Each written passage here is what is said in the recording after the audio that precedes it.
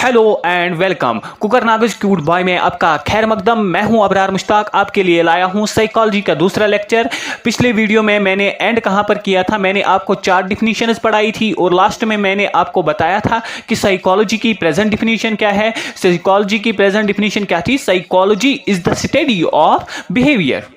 Now जब भी आपको डिफिनेशंस पूछी जाएगी what is psychology, the simple answer is psychology is the study of behaviour. But what type of behaviour, whether it is animal behaviour, human behaviour, जो कुछ भी behaviour में, चाहे नॉर्मल का बिहेवियर हो, एबनॉर्मल का हो, we study each and every type of behaviour in psychology. Then what is the subject matter of psychology today? The subject matter of psychology today is revolving around the behaviour. Now whenever we talk about psychology, we are actually talking about behavior.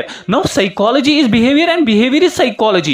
Now here the question is, dear, we say subject matter, content, area, जो कुछ भी है it is behavior. Then what is behavior? So simple. So देखिए अब आप what is behavior from psychological point of view अगर हम बात करें, I can come to know your behavior when I am giving you any type of stimulus and you are giving me response. तो I am giving you stimulus, you are giving me response. When I calculate these stimulus response mechanism, that actually explains us what behavior is. But अगर हम common language में बात करेंगे, जो इंसान activity कर रहा है, कोई भी एक्टिविटी, चाहे वो ओवरट यानी बाहर हो या इनर हो, आपके एक्टिविटीज इंटरनल भी है, एक्सटर्नल भी है। इंटरनल एक्टिविटीज वो किसी को दिखाई नहीं देंगे, तो it is subjective behaviour. External behaviour आपका उठना, बैठना, खाना खाना, बात करना, etcetera, it is objective behaviour. So everybody can watch this, everybody can see this. When we collectively sum all the activities done by an organism, that is what we called as behavior. But from psychological point of view, when I try to know your behavior, जब मुझे behavior को जानना है, तब मुझे क्या करना है? स्टिमुलस से कौन सा रेस्पॉन्स आ रहा है, तो मैं आपका बिहेवियर स्टडी कर सकता हूं। तो नटशल में हम यहां पे लिखेंगे sum total of activities done by an organism, done by an organism. मैंने यहां पर डेफिनेटली ऑर्गेनिज्म इसलिए बोला because in behavior we study animal behavior as well as human behavior. That is why मैंने यहाँ पर organism लिखा। According to my dear common point of view, behavior is of 2 types. One is subjective behavior and another is objective behavior. When you talk about subjective behavior, it is internal behavior. और dear internal behavior को psychology में क्या कहते हैं? Covert, आपकी thinking, imagination, ये सारी चीज़ें आपको इंटरनल बिहेवियर में आती है। तो ऑब्जेक्टिव बिहेवियर का मतलब एक्सटर्नल बिहेवियर। और माय डियर, इस एक्सटर्नल बिहेवियर को साइकोलॉजी में क्या कहते हैं? ओवर्ट। इसमें वो एक्टिविटी जो सबको दिखाई दे, फॉर एग्जांपल आपका बात करना हो, उठना, बैठना, खाना खाना, ये सारी चीज़ें ओवर्ट बिहेवियर में आती है। So dear, when we study subjective or covert and objective are overt collectively, we called it behavior, and actually it is association of stimulus and response mechanism. I hope dear it is clear to you. One more classification from psychological point of view, behavior is of 3 types. आपको कैसे याद रहेगा dear? आपको मैं short form बताऊंगा। CAP यानी cap याद रखना है। तो बिहेवियर में कितनी किस्में हैं? 3 किस्में हैं। One is C, another is A, and third is P. C here means cognitive behavior, A here means affective behavior, and P here means psychomotor behavior. तो जो affective behavior and cognitive behavior है, इनको inner behavior या covert behavior कह सकते हैं। और जो मोटर है, इसको एक्सटर्नल बिहेवियर या ओवर्ट बिहेवियर कह सकते हैं। तो पहला क्या है? Cognitive. When I say cognitive, it means cognition. Cognition means all mental processes. Here we study mental processes. और डियर, किसी भी चीज को जानने के लिए हमें मेंटल प्रोसेस का इस्तेमाल करना पड़ता है। तो डियर, कॉग्निशन बिहेवियर में जो एस्पेक्ट है, it is also called knowing aspect, to no.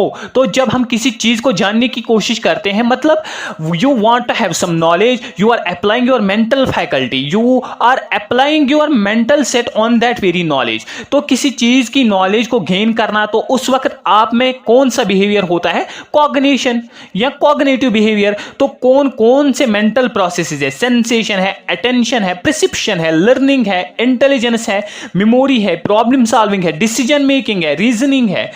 ये ऑल जो है ना, it is related your mental processes. तो जब हम साइकोलॉजी में इन चीज़ों के बारे में स्टडी करते हैं, किस किस चीज़ के बारे में, सेंसेशन के बारे में, परसेप्शन क्या है, अटेंशन क्या है, रीजनिंग क्या है, डिसीजन मेकिंग क्या है, इंटेलिजेंस, लर्निंग, लैंग्वेज, तो अगर हम इन चीज़ों के बारे में जानना चाहते हैं तो we have a concept of psychology that is cognitive psychology.